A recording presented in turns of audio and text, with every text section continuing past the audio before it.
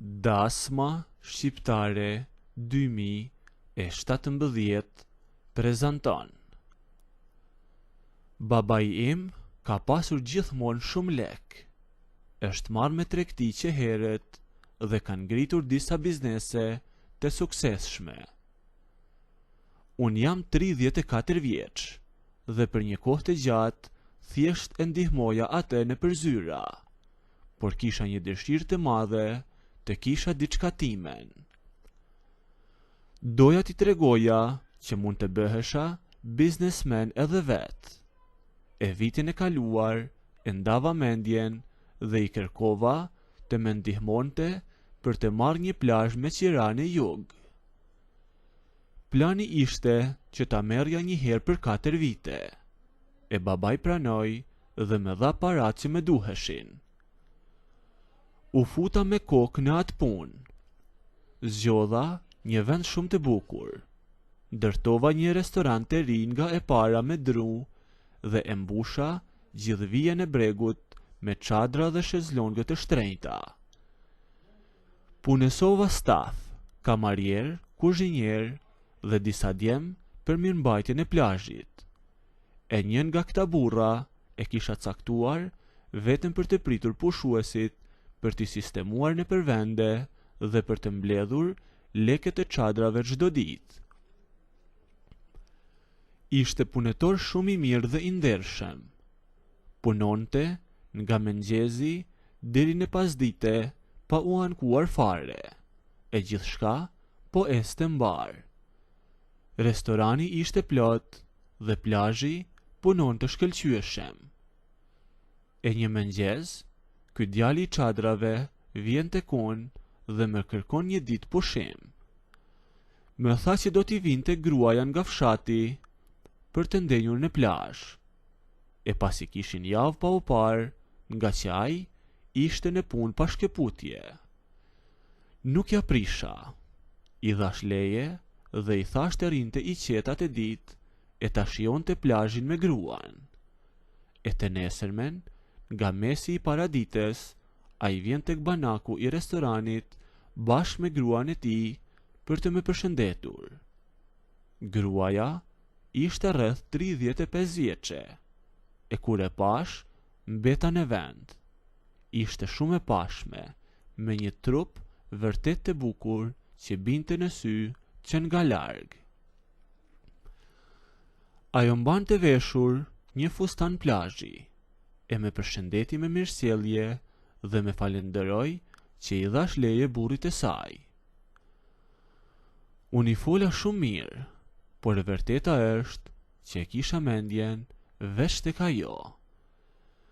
Pasi ikën nga banaku e ulën tek çadra tyre afër detit, unë dola nga restorani e fillova të sillem rrotull atij sektori. Bëja gjoja si kur po kontrolloja çadrat, apo po rregulloja do një shezlong, por në fakt doja vetëm ta shihja.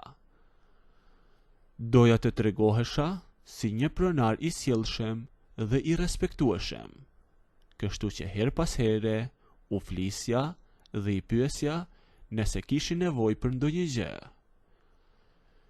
Por kur erdhi ora e drekës rreth mesdites, u ofrova prap e i ftova në restoran.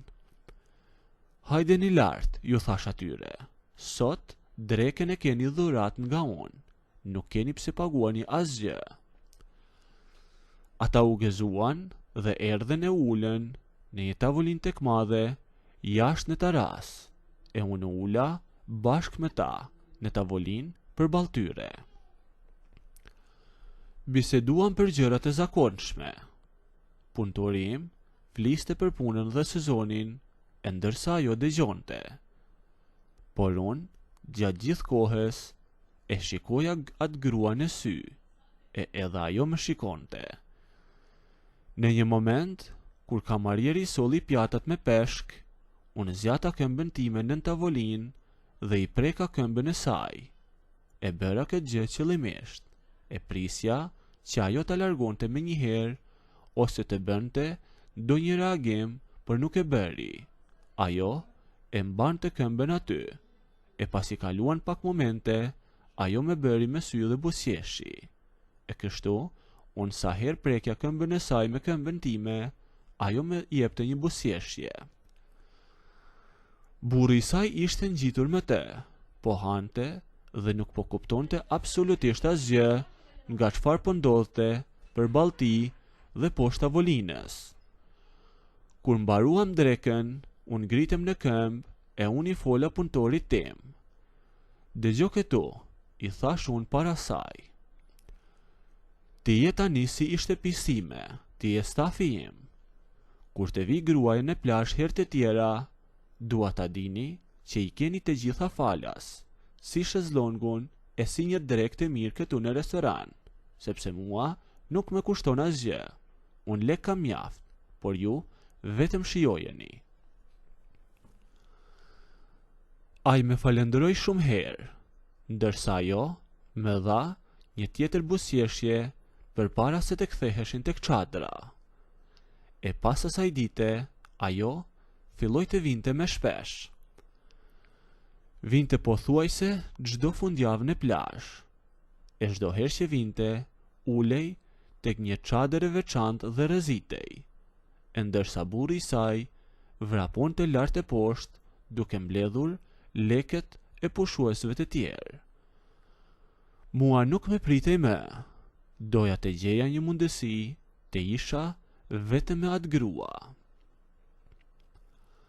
Një të shtune, kur plazhi ishte plot me njerëz dhe kishte shumë fluks, unë pash që ajo erdhi e ul në vendin e saj. E unë shkova tek punëtori im, tek burri i saj. I thash lëri çadrat për pak. Kemi një hall të madh në kuzhinë. Janë bërë shumë porosi dhe kuzhinjeri nuk po ja del dot vetëm. Shko futu brenda dhe ndihmoj me pjatat dhe sallatat. Bëj çfarë të duash, vetëm ndihmoj atij. Mos dil sot tek çadrat, i thash, por derisa të përfundoj kjo gushbë e madhe që na ka ardhur, rri derisa të thot ai, apo sa të kthehem unë, i thash unë punëtorit tim. Ai e la çantën me lek tek banaku, e vrapoj me njëherë për në kuzhinë, sepse ishte djalë që e donte punën dhe me të gjonte çdo gjë që i thoja unë. Tani rrugën e kisha të lirë. Unë dola nga restorani dhe eca drejt çadrës ku ishte ajo. U ula në shezlongun bosh pranë saj, e ajo po pinte një lëng frutash që ja kisha dërguar unë. "Na fal", i thash, "të lam pak vetëm sot, por kemi shumë punë." "Punë është", tha ajo, "keni bërë një plazh shumë të bukur, vërtet e keni rregulluar mrekulli këtë vend." "I thash, ky është vetëm fillimi. Në fakt, kemi edhe një pjesë tjetër mbrapa që dua ta bëj me pishin vitin tjetër.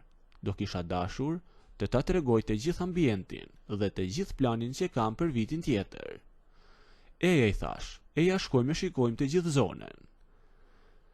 E ajo buzëqeshte sepse e dinte sepse e ftoja. Unë ngrit nga shezlongu pa asnjë hezitim duke qeshur.